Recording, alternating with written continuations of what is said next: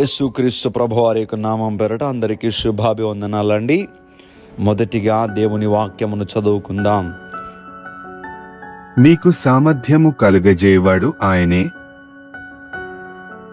ఈ వాక్యము మన వినికిడిలో దీవించబడును గాక. దయచేసి ప్రార్థన చేసుకుందాం.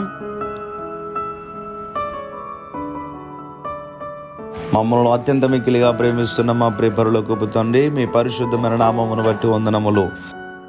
దుప్పి నీటి వాకుల కొరకు ఆశపడుతున్నట్లుగా మా ప్రాణము మీ కొరకు ఆశపడాలి ప్రభువా. ఇంకా తండ్రి, మీ విషయములో తండ్రి అధికమైనటువంటి ఆసక్తిని మేము కనుపరచగలగాలి.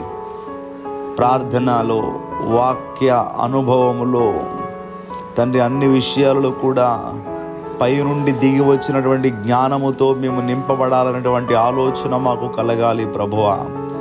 ఈరోజు ప్రభా మా దినచర్యను ప్రారంభిస్తూ ఉంటుండగా ఈ ప్రార్థనలో ఏకీభవించిన ప్రతి బిడ్డను కూడా పేరు పేరున మీరు జ్ఞాపకము చేసుకొని వారి అవసరాల అన్నిటినీ కూడా తీర్చండి తండ్రి. ఎవరికి ఏ కొదువ ఉన్నదో, అవసరం ఉన్నదో ఎరిగిన దేవుడవు. ప్రతి సమస్య నుండి అవసరముల నుంచి విడిపించండి.